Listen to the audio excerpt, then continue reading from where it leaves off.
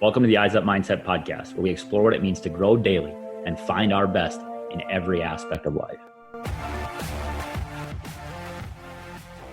On today's episode, we've got Tom Ryan, head wrestling coach of the Ohio State Buckeyes. Jamie, what we're going to get to with him is his book, first and foremost, which is kind of the structure for everything: Chosen Suffering, Becoming Elite in Life and in Leadership. And then the other things are, having truth tellers in our life and also getting to a belief system that creates our foundation that we get to build everything else from. Excited to have this conversation, excited to have you join us. But before that, I'm John Shirky here with my friend, my co-host, Jamie Wagner. As always, good to see you, my friend. You as well. I loved this conversation, right? We are incredibly blessed all the time. I'm still right? amped up. I'm still going. Exactly. Like it is so clear and obvious why he's had the success that he's had, right? He was an elite wrestler collegiately, was a really young coach at Indiana when he was doing grad assistant stuff, and then gets a head job at Hofstra, and then ends up at Ohio State, which has become a part of the conversation as to the best in the country year in, year out. Just so clear why he's in that role, man. No doubt. And as much as I hate to cheer for him in Ohio State, mostly because I'm a Michigan State fan, I did wear my Michigan State gear today. But man, it's hard not to, like you said, it's hard not to want to follow that dude, right? Yeah. And it's easy to understand why people want to go wrestle for him, because everything about him permeates outward, right? Yeah. And he lives, he talks, he behaves in a way that, we've talked about this before, like be somebody that people want to be around, be someone that people want to buy into. And he embodies that to a T. Yeah, I want to wrestle for the guy. I want to be in his room every day. I know it's going to be hard. I know it's going to push me, but it's going to grow me in such a way that it sharpens me to be to the point, right? It sharpens the tip in such a way that I can go and be the dynamic type of wrestler, leader, man I want to be in the rest of my life. And once again, this is not about wrestling. His book is not titled How to Become a Lead at Wrestling and Leadership. It's How to Become a Lead at Life and Leadership. Yeah. So this conversation, well, some of it goes into the wrestling stuff. Jamie, you and I have talked before. I know nothing about wrestling, and it doesn't matter, because this is not a wrestling conversation. This is a life conversation. Yeah. And what I love about sport and just being able to have these conversations in the lens of sports is that it's so easy to break it down and say, this is how we do it in a finite, shortened, wrestling 7-minute match at the collegiate level, 6-minute match at the high school level, football, 48-minute game, 60-minute game, whatever it is. It's very concise and we know exactly what it is. Extrapolating that out to life can be hard, at least in thought. What we get to do when talking to these coaches that do it at a high level in sport is we get to say, how do we apply this thing that goes from 6 minutes or 7 minutes or 48 minutes into the bigger picture of life? And what we find out is like, there are no secrets here, right? There are no secrets. Chosen suffering is part of it. We got to go and be willing to suffer. And Coach Ryan, man, again, I like Gopher fan when it comes to wrestling, and Big Ten opponents and all that stuff. But Buckeyes, like we're cheering from afar. So it's awesome to have you. Incredible stuff. Get the juices flowing. Tom Ryan, here we go. Coach Tom Ryan, Ohio State Buckeyes. We are incredibly grateful that you have joined us today. Thanks for joining the podcast. Where are you guys at in your season right now? Really, preseason. We're just getting going. The suffering started. It should never end. But we're in preseason and, getting going. We have about 10-week preseason. Okay. When does your competition season start? November 7th, we wrestle University of North Carolina. That's our opening match here. So ACC Big Ten matchup. They got a great coach. and Coleman Scott at UNC. Former Oklahoma State guy. That's right, man. You're on your stats. That's kind of wrestling world, right? As we just know everybody. Yeah, I know for sure. So I got to apologize twice, Coach. I did this in the pre-recording, but I am repping my Spartan gear today. As everyone, well, most people know, I'm a Spartan fan. My dad went there. I'm originally from there. So, and then my second apology is I have no idea about wrestling other than, you know, having wrestled Jamie a couple of times and him putting me on my back both times, despite my, you know, double his size. I played basketball. I'm 6'6", so I played basketball. So the wrestling stuff, I'm going to not have much concept for, but I know that you guys, you know, do a lot of cool stuff down there that is wrestling, but is mostly life. And I'm excited to get into it. Yeah. Well, good to see you in the Sparty gear, man. As I mentioned, Roger Chandler is a student athlete that wrestled at Indiana. He's a head coach there now, and he's done a really good job with their wrestling program. So, yeah. And then, you know, I'm not 6'6", which is why I wrestle, but I did play basketball, and I love basketball. It was basketball and soccer were probably my two first loves, you know, and I thought I was sweet at basketball, but the coach didn't. Well, and you kind of talked about this in the book. You talked about how that coach kind of gave you this first opportunity to suffer from losing your love of the sport of basketball, and it ends up being a lifelong transformative change for you.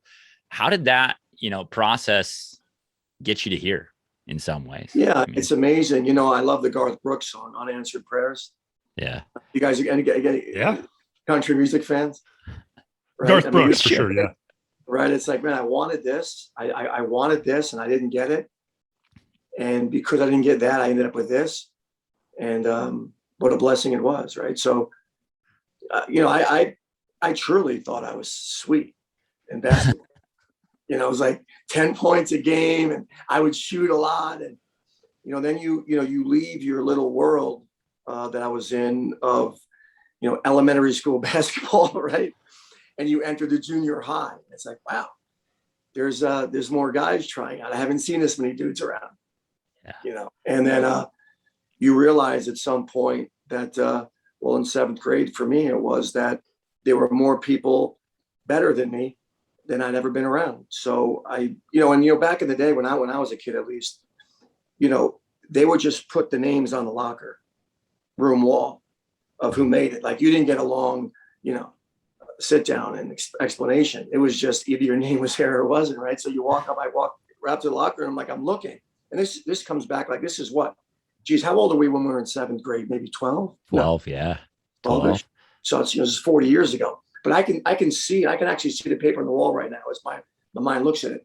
And I'm scanning. I'm like, Tom Ryan's name's not on there. Yeah. He just must have made a mistake. Yeah. How can this be? How can this be? So I went in and talked to Mr. O'Leary. Mr. O'Leary was a great guy. You know, he had the white rope and the silver whistle.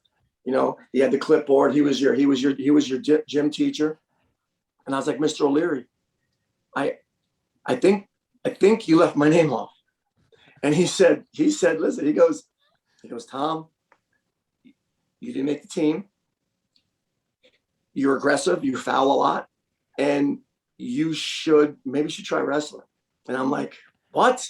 Anyway, that was my first setback, major setback in life, not making it. And what a blessing that is, right? That's the toughest thing I had to deal with at 12 years old was, you know, not making the basketball team. So I think this is really important to connect how what we do matter, right? Like this idea of the way that we think influences the way that we perform. And, you know, like you thought you were sweet at basketball, didn't end up working out that way. And then somebody else tells you, hey, maybe they just plant this seed, maybe wrestling is the way. And I was reading something by C.S. Lewis the other day, and he says, we have to be continually reminded of what we believe. No belief will automatically remain alive in the mind. It must be fed, right? And I love this idea that it must be fed. You've felt that disappointment and maybe not making a squad.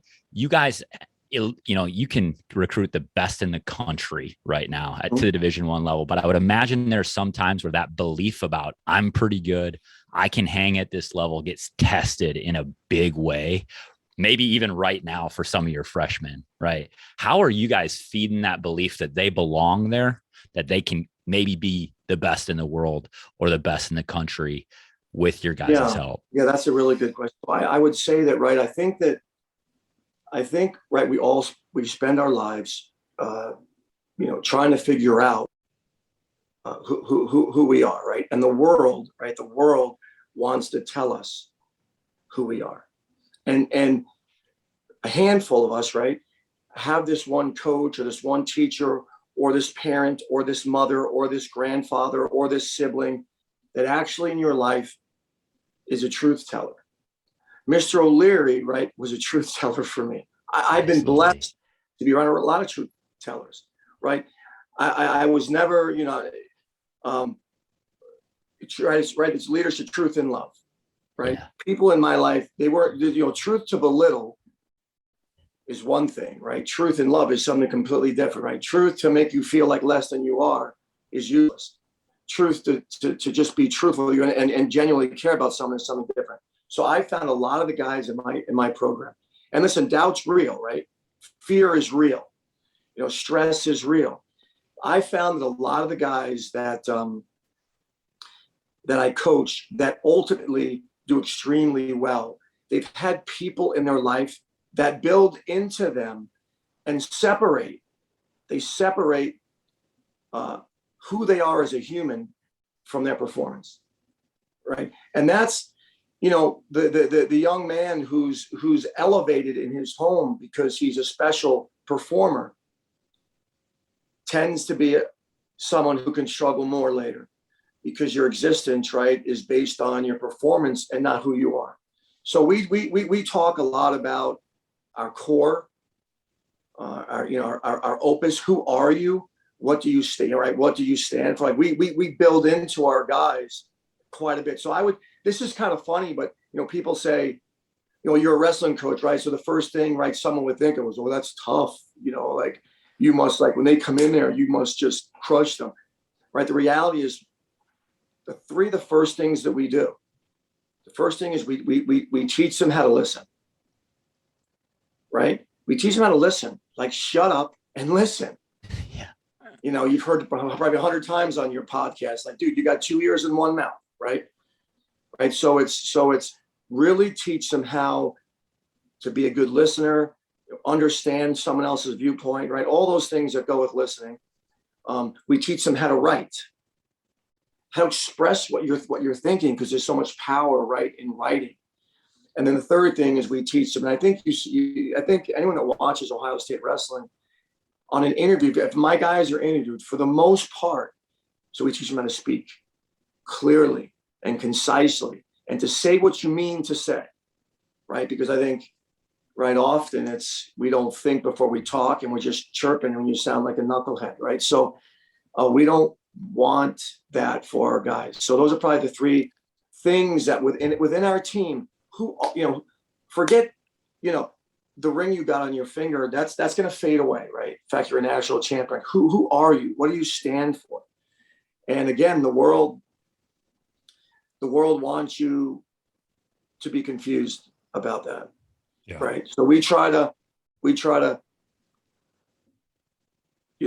keep the world out of their, sense of who they are as much as possible.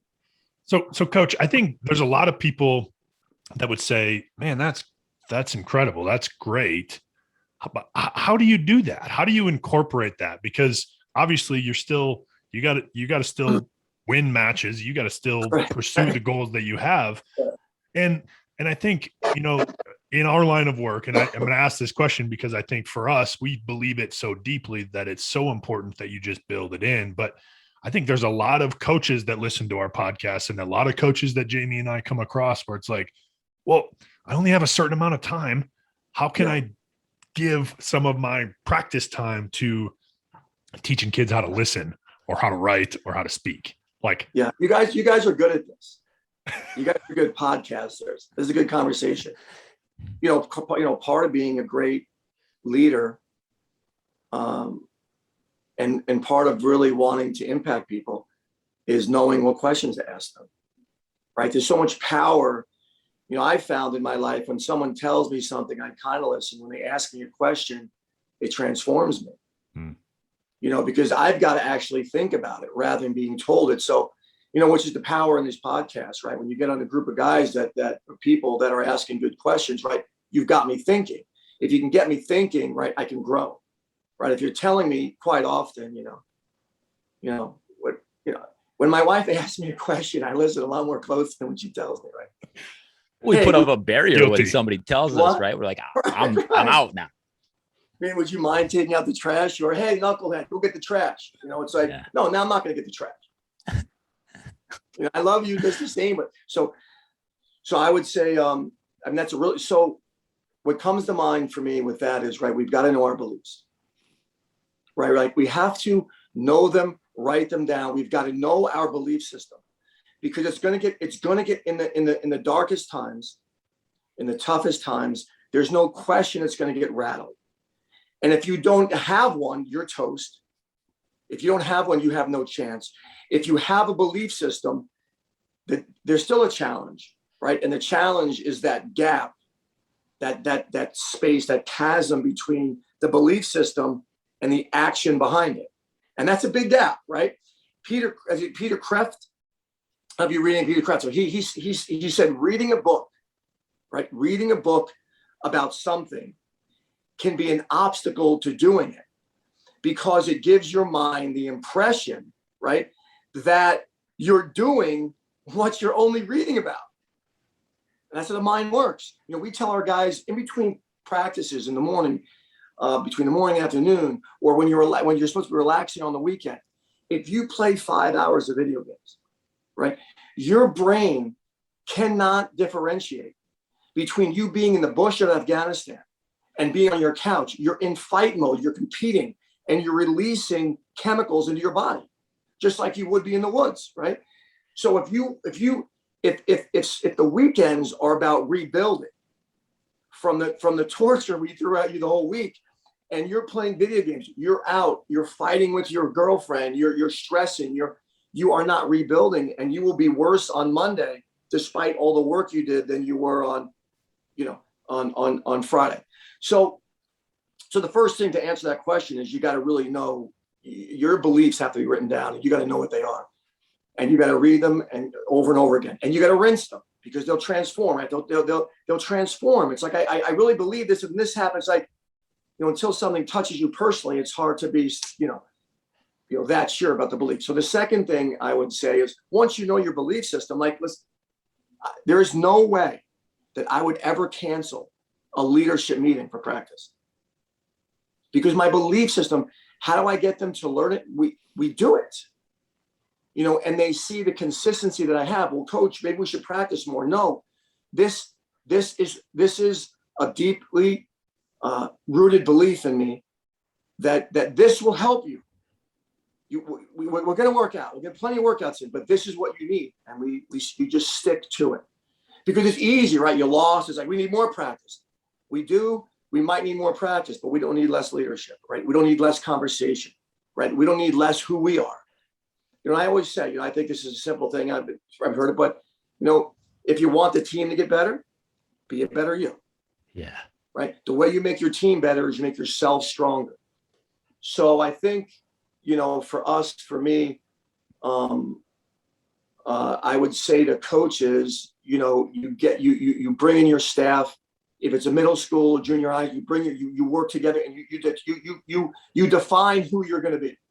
You define it, and you wrap it with these incredible beliefs that you have, and then you live them. You throw action behind them. So clearly, your book is titled Chosen Suffering. I would encourage anybody that's specifically into wrestling for sure, but just if you're a coach or you're a leader, your belief system is wrapped around chosen suffering, right? How did you? Yeah, it's certainly one of my. How did you get to this idea that this chosen suffering it creates elite performance? Yeah, well, I can tell you that when I, you know, ran cross country in high school or went to the Jay Robinson 1 month intensive camp that was 4 days a week, it wasn't like, as I went to that as an eighth grader, I wasn't thinking to myself as an eighth grader, chosen suffering, man. Yeah. It's like, it wasn't like, hey, eighth grade buddies, we're going to go choose, we're going to do some chosen suffering right now, right? That's not a term that, I'll tell you what the term was at that time, that I don't know if it's a synonym for chosen suffering, but the term at that time that I do believe that all of us are willing to suffer most for what I would have said in eighth grade, why I'm going. And that's because I love wrestling, right? I'm going to give up a month of my summer. I wasn't giving up. I wasn't sacrificing. You were sacrificing. I live by the beach. So Long Island was fun. You could go to the beach, you pump up a little bit. You go to the beach, Jones Beach. So I would say that what I would have said in eighth grade is, it's almost like, George, I want to turn myself into a monster, right, on the wrestling mat. And the only way to do that is to go be around people that and I connected that incredible gift of work reward, right? I connected, right? The harder you work, the luckier you get.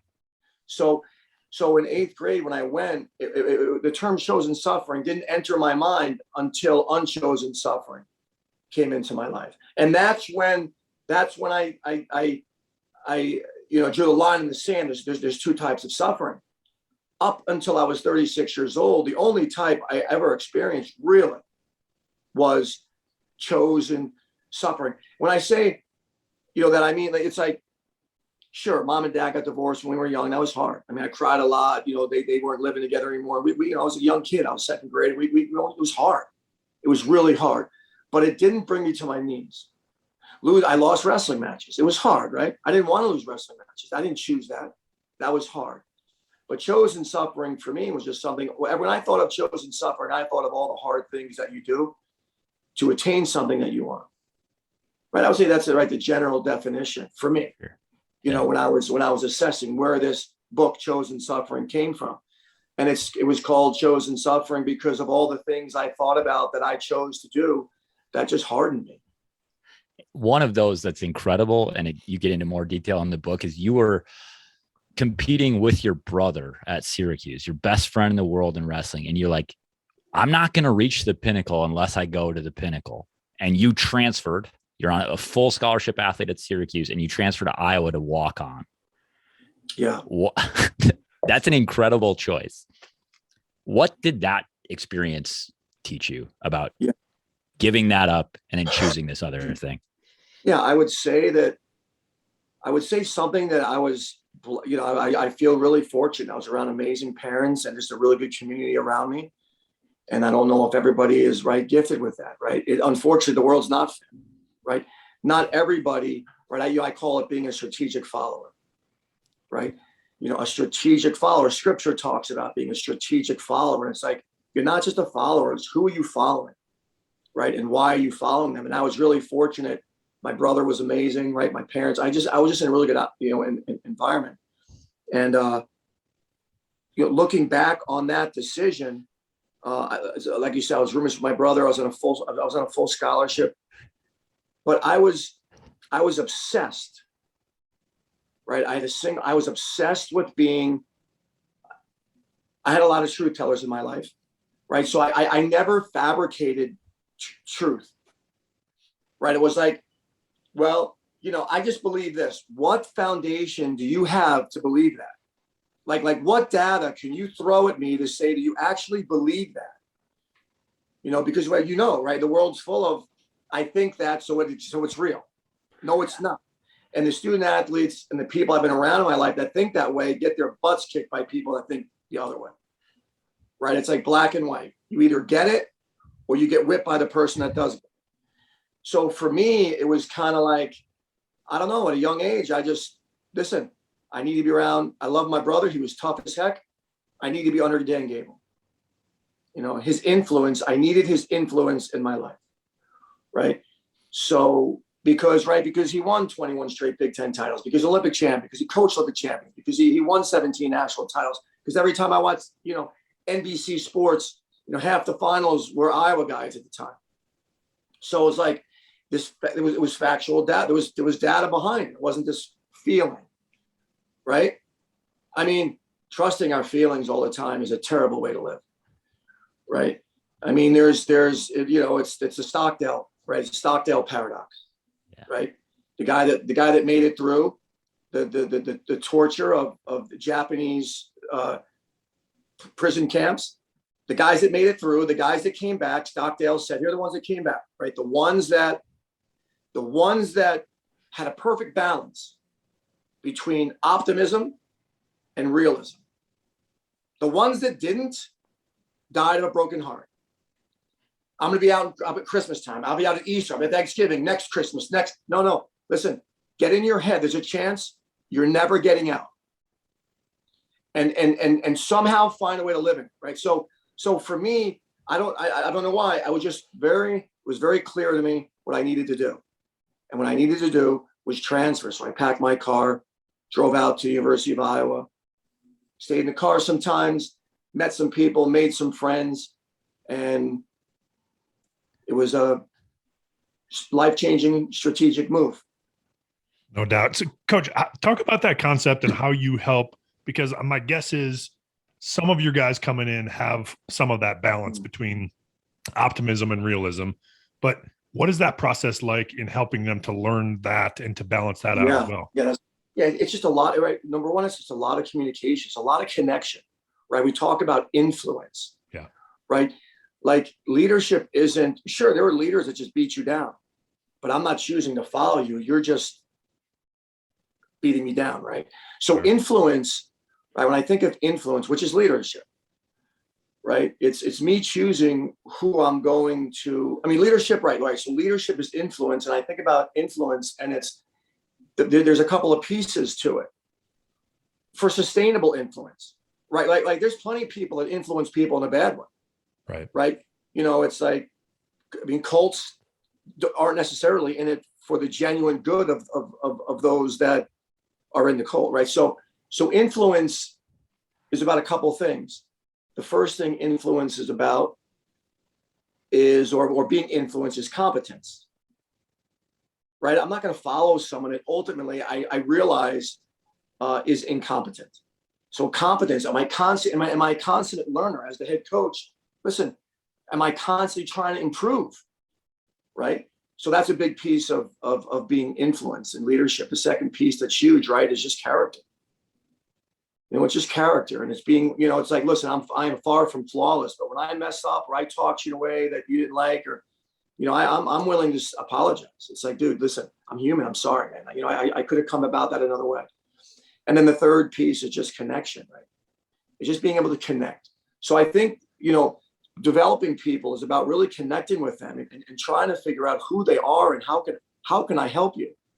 And like I said, asking good questions, sharing, storytelling and sharing, and really, you have to genuinely care, about someone to impact them because we can feel it, right? Because I can feel, right? They know. Yep. They know. They know, or, so, and that's what we do. And, the other thing is that as much as you try that and believe it, I believe in every ounce of me that if the person's not looking your way, they're not really helpable at that time. Right. So we say if their back's turned to you, how, right. Another marital example. How good does it work when she's trying to get out of the house and you're still yelling at her? It doesn't work, right? She's not listening.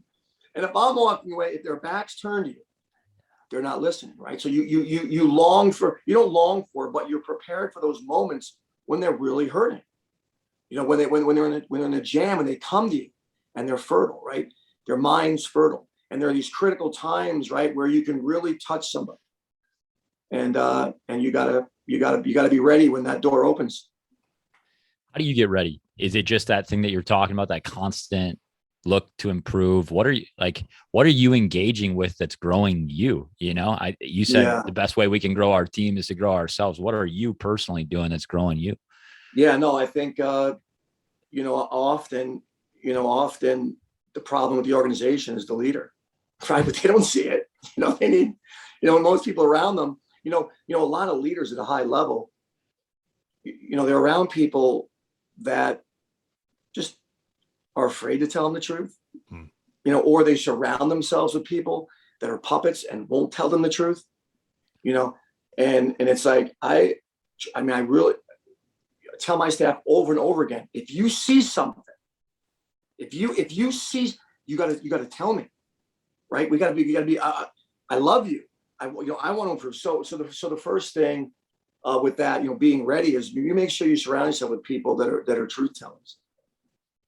A bunch of puppets aren't going to help develop you, right? So, and then you want to empower the people. Look, he is my boss, and sometimes saying nothing will get me in less trouble than saying something the wrong way. Say something the wrong way if you have to. Have the courage to say something the wrong way, and it sounds a lot easier than it is, right? I and then it's managing my life. How do I manage my life?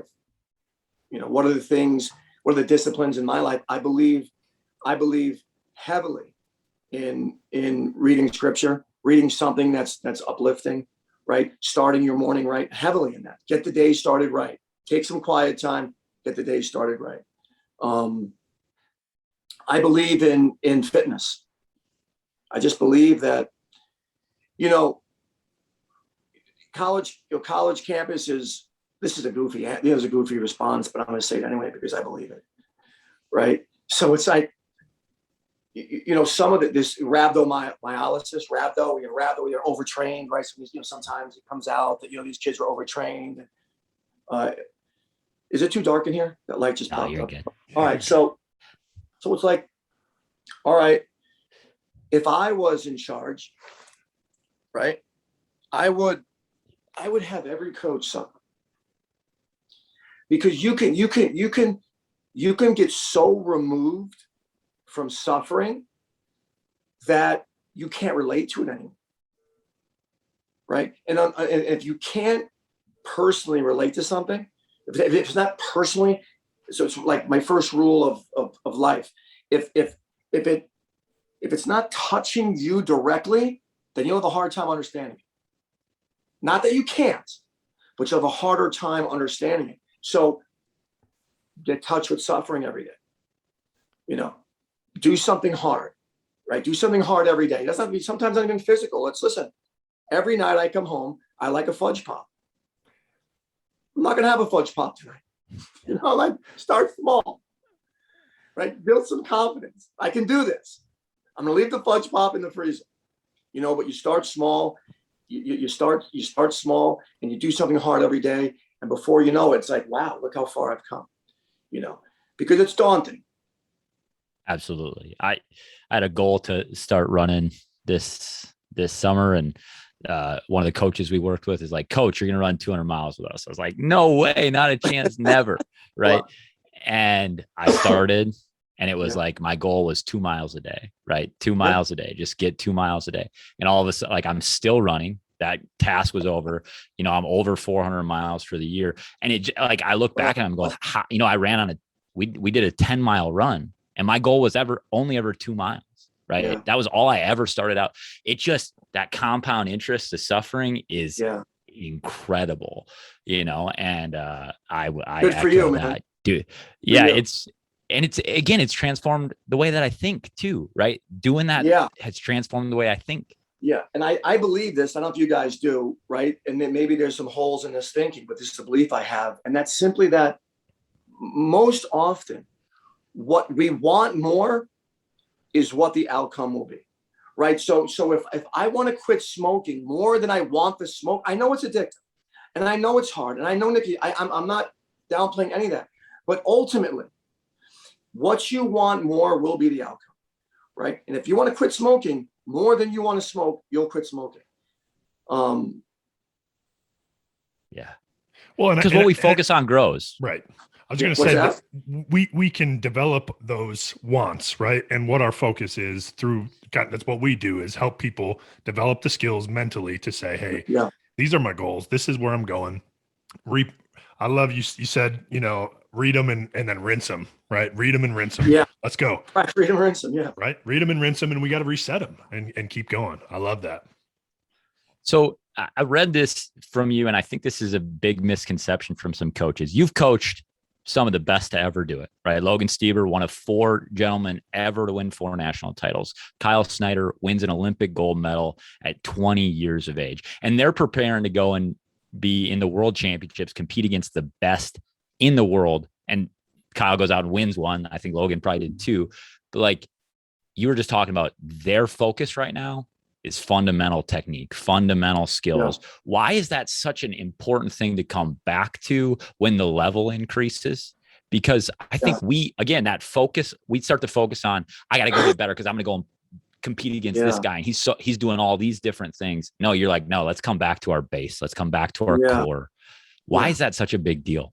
Yeah, I think, right, you get the micro level and this macro level, right? And both are critically important, right? Like this, the macro level is like, wow, I could be an Olympic champion, and there's these deals I could get, and maybe it helps change my life financially, and all these things that are just real when you're at that level. That can, right? And if that's your mindset, right, that's going to be a problem, right? But it's not bad to think like that, but you got to pull it down to the micro level, which is listen, your stance, where your hands go, the way your feet move, breathing, leading up to a competition. It's funny. I was just talking to people. I love college football, right? And I've never coached, so I don't never coach the game, but I know this. I would not be running my helmet into people before the match, before the game. I would have, my guys would be so calm. Like my goal would be, I want you breathing. I want you relaxing, because the lion's not there yet. The lion's coming. And if it ain't in the room and you think it is, you're wasting your energy, right? Let's use it when the lion comes, right? So the point, right? I guess the point is with those guys, the Stiebers and these big matches and this. I mean, the fundamentals. I mean, it's the basics. It's always right. We could watch every football game that's ever major games been won or lost, any competition, and you'll look at 90% of them, something fundamentally broke down. There was a discipline component. It's the most simple thing. I lifted my hand, my elbow got away from my hip, or my toe was past my knee, right? It was something fundamental. You got low signal because your hips engaged because your toe was literally an inch past your knee, right? So it's just keeping them focused. And also, I think it's right about things you can control. And you can't control you cannot control winning and losing. You cannot, right? It's an outcome. It's an outcome of simple decisions you made over time, and you're not going to control winning or losing. The other thing we talk a lot about is like, listen, if the only time you experience joy, like the only time you experience joy is when your hand gets put up in the air, man, your life is terrible. It's a terrible life. Like you got to enjoy the learning, right? And the process. I don't know what's over the process. But you got to really embrace that. Because this is going to happen 25 times a year. Right? There's beautiful mountains you could hike, and there's sceneries you could see, and there's gorgeous sunsets, and there's lakes, and there's oceans, and there's rivers, and there's 6 salmon and fishes, or the 6. And there are people, right? There are people to connect with that are pouring love and life into you all the time. And if you aren't open to it, man, like you are missing out. You're just missing it. You're gonna die. Yeah. Right? You're gonna die. Right? You're gonna die. You're gonna be on your deathbed. You're going to be on your deathbed, and right, saying we all, right, it's happening. Mm-hmm. And that's right that's when really my life began, is when I really started to consider that, right? That was the major line in the sand. Line in the sand number 1 for me was Syracuse going to Iowa. Line in the sand number 2 was when I learned about unchosen suffering. But we're going to die. And when you're on your deathbed, right, what are the things that you would weigh on your deathbed? And those things better be weighed in life, right? And if not, man, you played a 9-inning game and you didn't know that, direction to run the first base, So yeah. It's incredible stuff, Coach. I have a million questions, but I know that you have a life and you're going to grow young men. And for that, right, when we talk to coaches, what we're grateful for is that there are people out there growing the next generation of leaders, right? The next generation of people that are going to impact our society and our culture and our world for the better. And what you guys are doing is incredible. What you gave our people today is fantastic. And thanks for joining us, for growing us and stretching us. It's awesome. Thanks. It's good with you guys. I want to say just one more thing before I go, right? And that's that among all things, I'm a believer in God, right? Yeah. Above all things, that I and not because I'm some blindly led human being, but in the worst time of my life, the only explanation that I have right now, how I got out of it, was a loving God. So that's why I go around and speak. The number one thing I want to talk about, I love wrestling, right? I love suffering, but I love God more. I'm a believer, and I got to know Him in the darkest time. He's real. And there's plenty of facts. If you want to pursue truth, just truth, don't pursue God. Pursue truth and watch what you find. There's one or two options, right? Either there is no God and that we're here by chance, or there is a God and we're not here by chance. One is true, right? You can't walk through life and saying they're both true. No, hold on. Make a decision. One's true, one's not. Figure it out. That's my main message. So, Coach, I can't let you go. I can let you go on that, but So the tagline of our podcast is "Live Eyes Up." We both played for a small evangelical Christian school in Minnesota. There is a faith-based undertone to everything that we do as well. Yeah. How does that? Obviously, you felt it's so important to say, "Hey, I got one more thing, guys. You didn't ask me about this yet. I didn't get to say it. I believe it so strongly that I need to say it." How does that come out in your program? Because I think, Jamie was telling me he's seen interviews with your guys, and a lot of them seem to attribute that to their faith or, to a higher being or whatever that is for them. But how does that come out, and how does that permeate your program as a major public institution? We played at a private Christian school. Right. Ohio State is a very different animal than that. So how does that work for you? How does that play out? Yeah. Well, first and foremost, it was the deepest pain that led me to Him. Yeah. Right. I was in the darkest place I've ever been in. As you guys know, it was the loss of my 5-year-old son to a massive heart attack, undetected at the dinner table. It was pure joy to pure pain. Right. So it was instant life change. Right. And it's a story of triumph and a story of love and a story. Right.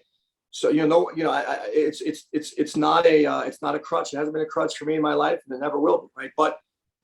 But things could have got worse, right? There were three other children that were there and watched me try to save them. And my wife was there, and our marriage could have broke up, and those 3 kids could have been basically, without parents because you can't get over your grief, right? That wasn't going to be us. But that's what caused me to look into it. Like, where's T, right? When you come home from the hospital and your kids come running out the door and they ask you, where is he? And you don't know, you feel pathetic. That's how I felt. In a lot of pain, but like my 8-year-old son just asked me where his brother is, and I can't answer the question, right? That's just not good, right? So it galvanizes you to consider, where is he? I'm going to answer the question for this kid. It became the single most important question in my life. Like, I could have told my kid, here's the best recruit, here are his tendencies, here's what side he shoots to, here's how much he can bench press, here's the name of my biggest supporters, here's how much they gave last year, here's where they live, here's the wife's name. But I couldn't tell this guy the most fundamental question of life. What happens when we die? There's not a question more important than that one. But listen, you know how many hours I put into what truck I was going to buy? You know how much research I did? I'm in the bed, because I'm a big believer in a good bed. Yep. I'm a big believer in good sneakers. It's like, I put hours and hours and hours of research into things that ultimately they matter, but they don't matter like living with your eyes up. Yeah. Right? They don't matter like that. So how I deal with it is, look, I was 36 when I got there. These guys are 18, 19, 20. They know my faith by the way I live, the way I speak to them, the way I care about them, right? Right. Ultimately, right. There's a saying, right, that the biggest problem with Christianity are Christians. right? That you say one thing, do another. And it's like, I don't want to be like that. Like, what do you want to reflect? And like I said, I'm far from perfect. Sometimes I reflect things I don't want to reflect. And they let me know. And I say, I'm sorry. You know what? I'm sorry. I'm a human. Jesus was perfect. I'm Tom. Right? So it's like, but it's when the moment's right. They know my faith. You know, I like to listen to some good tunes in there. I like a little Jeremy Camp, a little Third Day, a little, you know, they like to listen to some stuff that's a little different, and we share the radio. Yeah. But you know, you just right, the biggest influencer, right, is example. Yeah. That'll lead someone to him way more than anything you have to say. So that's pretty much it. It's a tough place, you know, being in a public institution. I respect them. I respect their faith. I respect their thoughts. But my best chance of reaching them is being something that they're interested in. Yeah. I love that you said this, the most powerful leadership is example. And I like your influence is in who you are. It's very little about what you say most of the time. And I just thank you for your testimony, your witness to who you are, man, because that story, and that's why I encourage people to read the book. It doesn't matter if you're a wrestling person, it's going to really set you on fire if you love wrestling, but the story of you losing your son and the challenge that created in your life and how it's grown you, that unchosen suffering, and how it leads you to realize when I choose to suffer, I'm going to grow from this also. You know, like what a powerful thing, man. You're athletes, right? You're athletes, right? And it's like, we will ourselves to everything. It's my will, right? My will, right? I'm going to choose to watch this, watch what I can do. And then all of a sudden, right now, was chosen suffering. Where I live my life was chosen. I'm gonna will my team. I'm gonna will myself to that. I'm gonna get that recruit. And then you're confronted with a scenario where you can't save your son, you know, and it's like, well, I couldn't will myself to that, right? The unchosen suffering, right? It's like,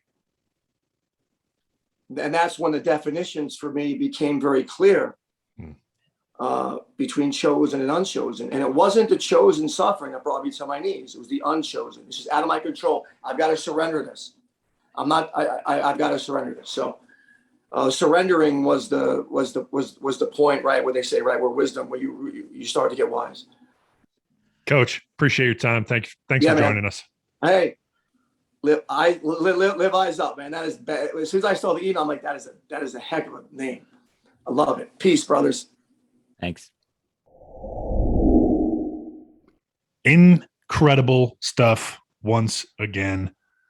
I don't get sick of saying it, and I'm not going to apologize for saying it anymore because that is truly how I feel, Jamie.